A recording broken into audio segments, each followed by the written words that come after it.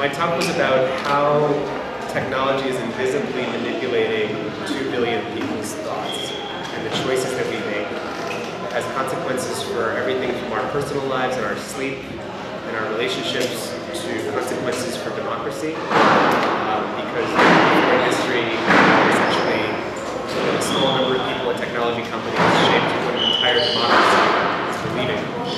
And my concerns for why it's not going to get better unless we change it, and also how we can change it. That's what we're talking about.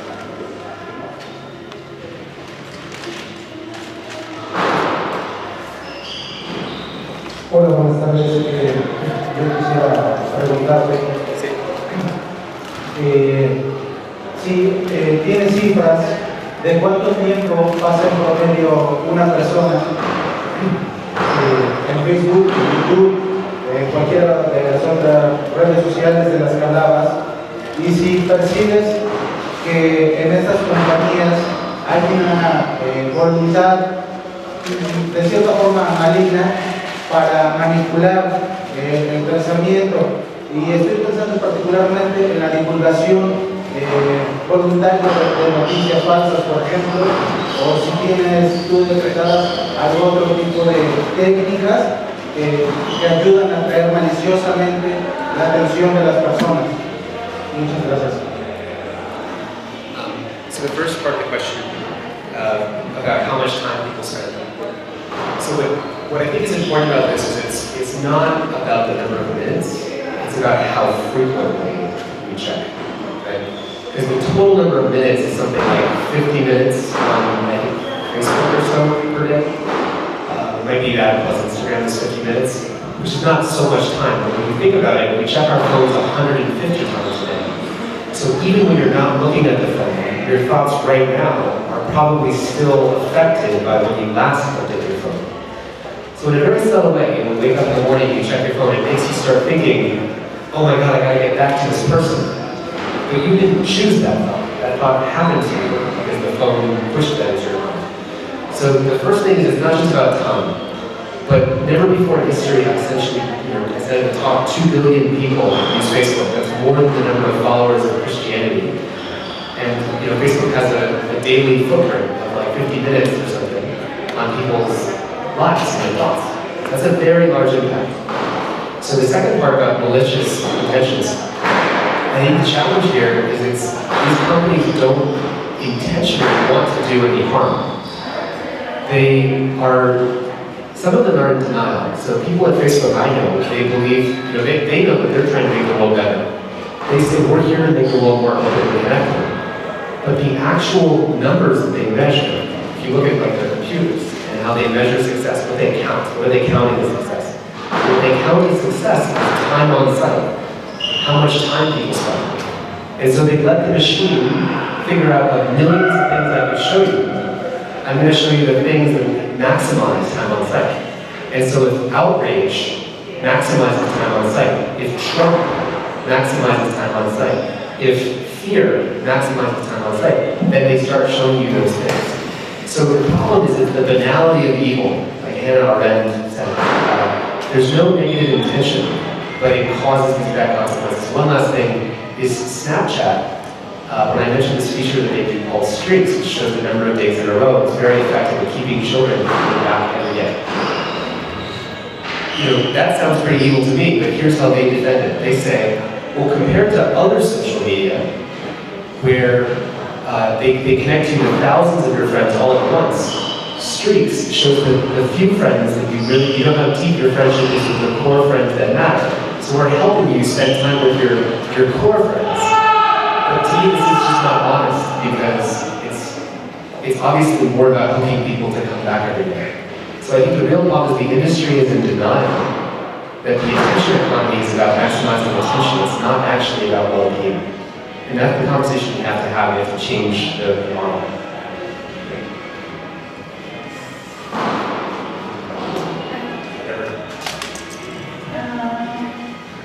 What do you think about the government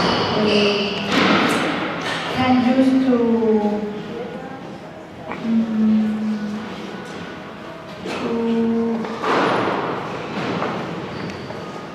Yes.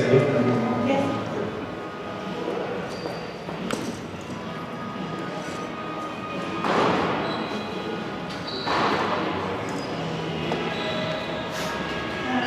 The use that the governments in other countries can do to create a burst like Trump, that his comments sometimes in the social media are bad, and he used Trump exploited his social media. So let me tell you exactly how he did that. Yeah. So if I'm Facebook, what I am is a supercomputer, and I'm trying to show people things that will capture their attention. I have to show people the thing that will most cause you to click, or to comment, or to reshare. So I'm just a computer. I don't have eyeballs, I don't have morals, I don't have ethics. I'm just looking at which news story will cause you to click, comment, or share. So now Trump will say something like, Obama founded ISIS, which is crazy, it's ridiculous, it doesn't matter. But when he says that, and the news covers it, that will be the #1 thing that Facebook can show you that day, because it's guaranteed to cause people to click, guaranteed to cause people to comment and say, can you believe the thing that he said? I can't believe that he said that. I can't believe it. So, and share. So Trump kind of hijacked social media, which hijacked 2 billion people's thoughts. So Trump kind of gamed the algorithm. He's like an attention magnet. Anything he does, he can come to the very top of the newsfeed just by being ridiculous. So what matters is because we only have so much attention. When he's at the top of the newsfeed every day, it means that there's many other things that are not in our minds. And there's lots of really important things in the world, or problems, or topics about what we actually want in the future that are not making their way into our mind, because social media is preferring to show us whatever captures the most attention.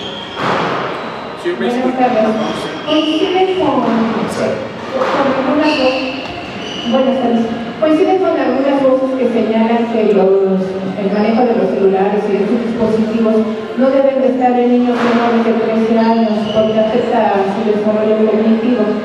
Coinciden con esto, y para los niños que ya están inmersos en las redes, ¿cuáles son las consecuencias?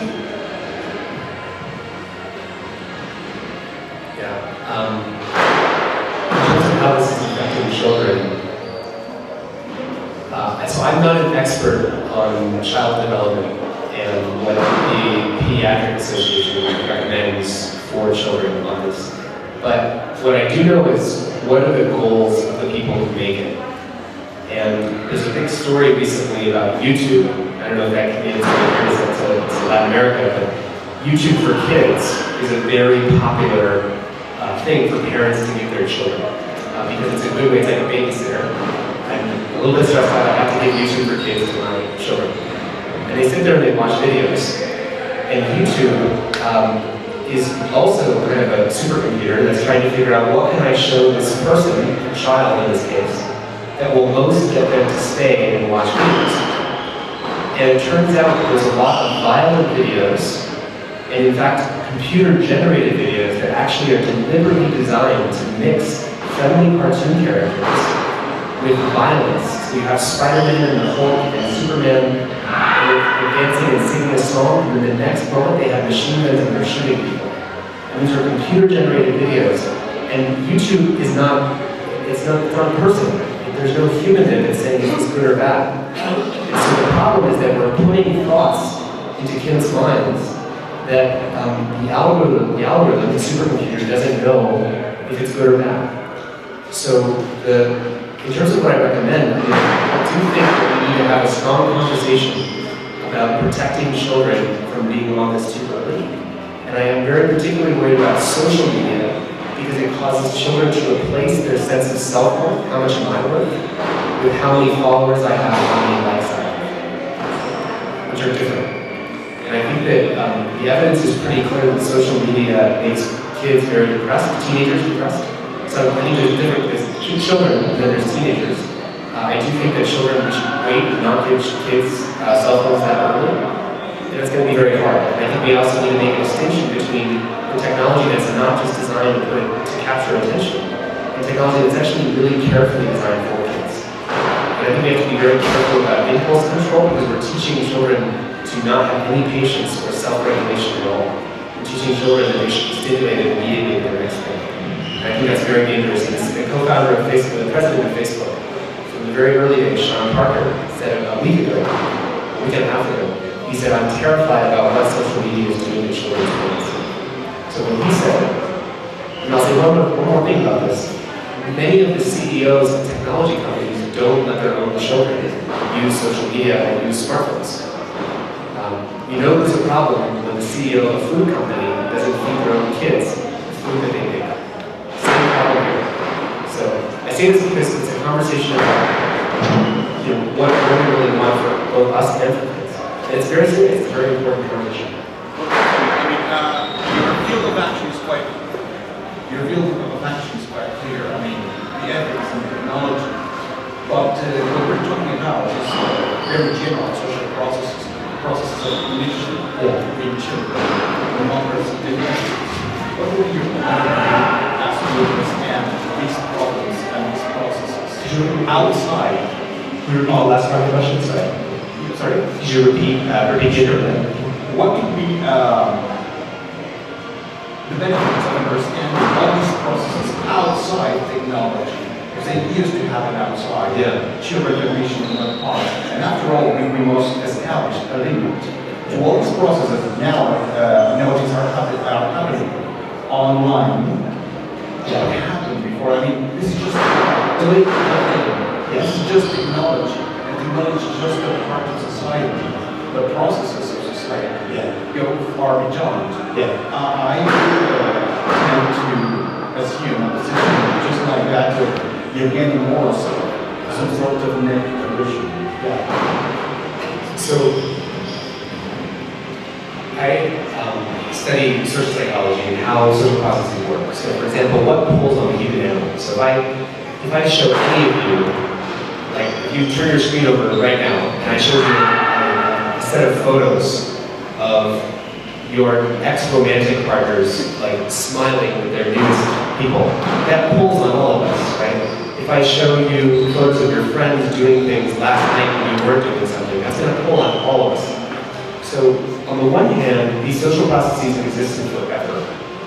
The other hand is that technology is deliberately showing what's most engaging, which actually overlaps with what's most pull like that from research psychology. And one thing I'll say is that, this is what I said during the talk, there's this myth that technology is just a neutral tool, and we choose how we use it. Facebook doesn't tell you how it wants you to use it, but that's not true. Because every time you use one of these products, you forget there's 1,000 engineers on the other side of the screen whose entire job, I know this because I used to work with them, their entire job is to figure out what will get your attention. So when you're lonely and you open up your phone at 6 p.m. on a Tuesday night, and you're feeling lonely, those engineers on the other side of the screen don't know that. And everything that their business tells them to do is to say, I'm supposed to keep you on the screen. But if they knew that you were lonely, they're in a position to actually help you. They have so much information about who else is working at the same time and scrolling at the same time. They can alleviate a lot of loneliness in society. But they would have to recognize that we actually need face-to-face communication and contact. I mean, we evolved for face-to-face communication. It's super quick. Like there's no debating, what we need socially. I don't know if that answers your question. Yeah, sure. I think it was you that ended your talk by saying that Facebook's biggest competitor was sleep. It was Netflix's biggest, the CEO of Netflix said that their biggest competitor was sleep. And he actually repeatedly says this. I thought he said it once and he would feel bad about it, but on all the earnings calls, he repeatedly says that our biggest competitor is sleep. And then the speaker that followed you had that example of getting people to stop smoking by putting odors in their noses while they were asleep. Is Facebook working on something like that?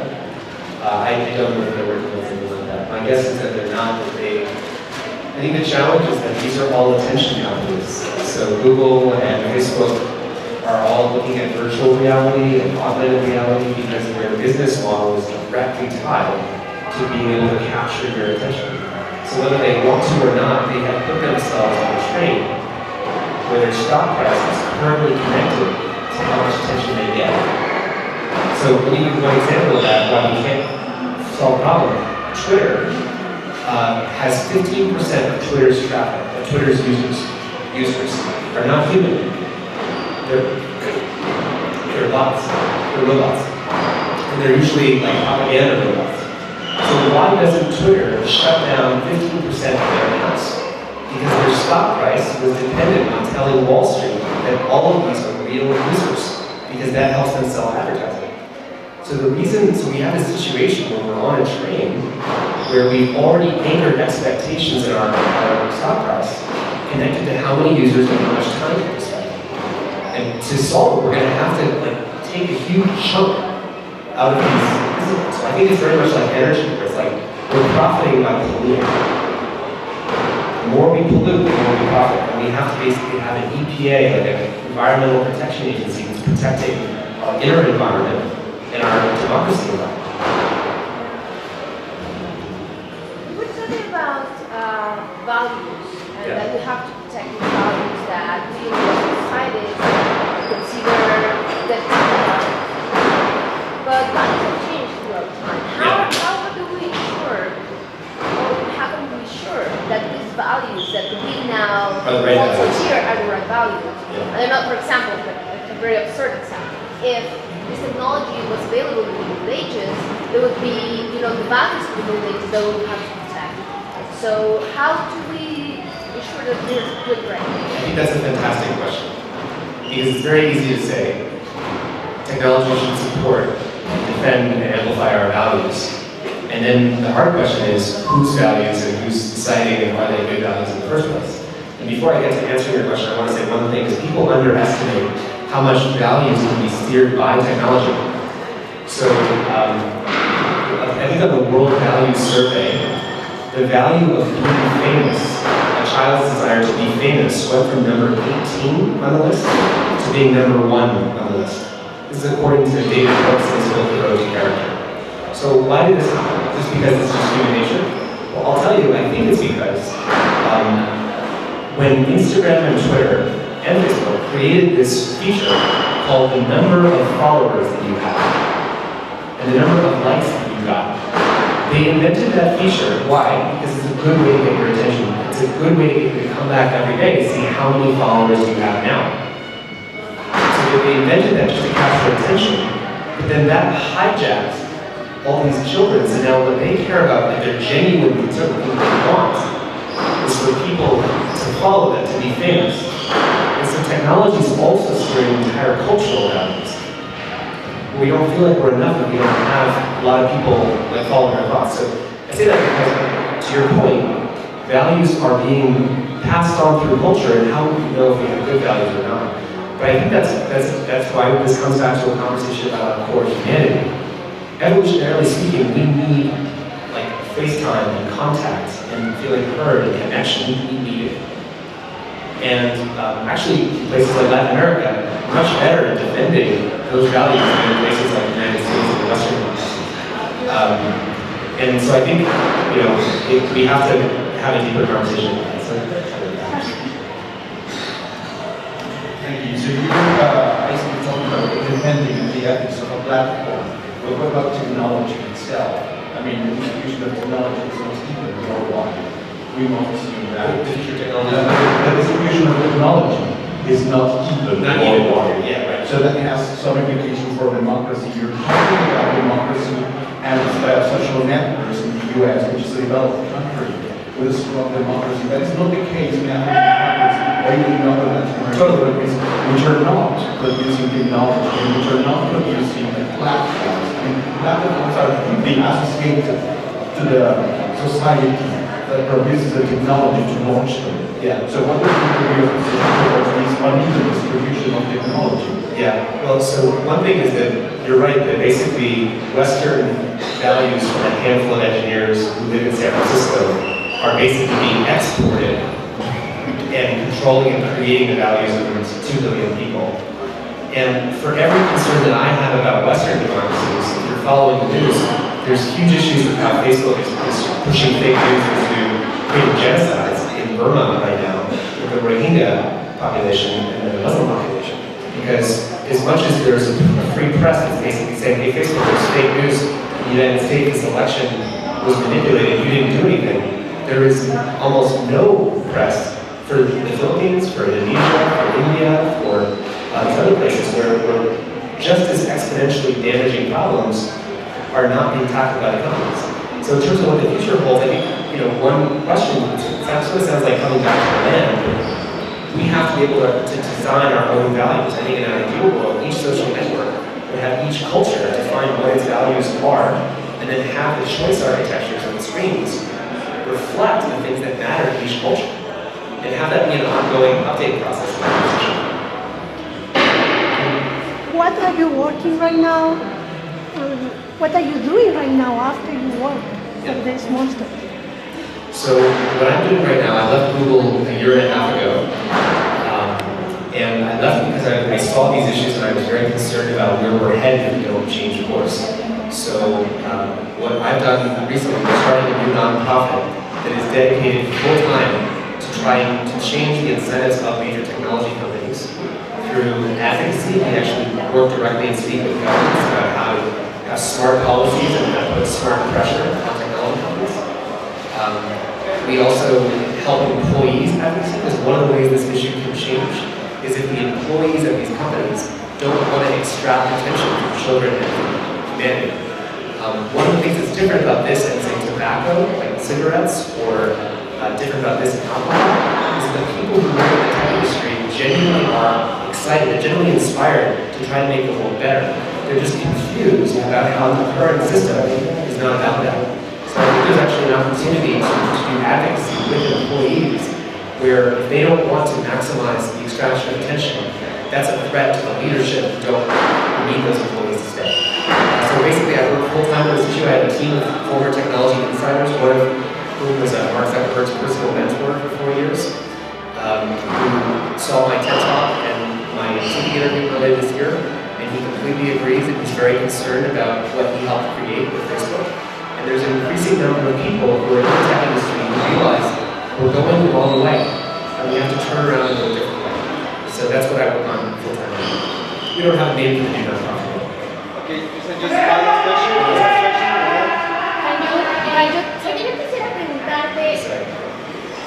Quisiera preguntarte sobre el tema electoral.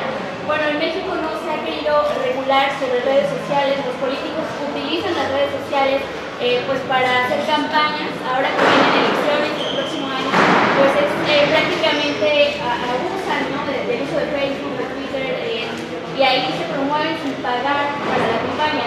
No sé qué opinión tengas sobre la falta de regulación en algunos países como Conferencia. Yeah, so the challenge, this is why I'm so concerned about it, is that right now elections around the world are still being shaped by these systems. And if you've been seeing the news in the US, Facebook is implementing certain new policies to make advertising transparent. And there's a lot more they need to do. My point is actually Facebook needs to do a lot more than what they're doing. Because the advertising that was manipulated in the US election was not about getting you to vote for a candidate. It was about amplifying division and hatred among different groups. It wasn't about trying to convince you to vote. It was trying to make you hate the other candidate. It was trying to make you hate people who like guns, or hate veterans, or hate LGBT. Russia created pro-LGBT, like gay groups, and also anti-gay groups. So, in terms of what needs to happen, I think there's a few policies. I actually published an article in Politico. You can read it, you can see it in English, about a few different interventions. One of them is it should be required that all bots be labeled. So think of it like, the film Blade Runner? Here. So you shouldn't be able to impersonate being a human being if you're a robot. If you're a robot, you're causing millions of people to think that you're a human because you have a photo of an Asian American face or a Black American face, and you're saying things, and it sounds like I agree with Trump, but it's actually a robot. That should not be legal. So forcing companies to have a bot disclosure, there's so many other things. It's a longer conversation, but some of it's in that Politico article. And I think with Mexico, what we should talk about is the enormous power and influence that these companies have on every election and on your election. And so So before a year from now, when that election happens, make sure to raise that conversation in the public. And so it's something everyone should be talking about.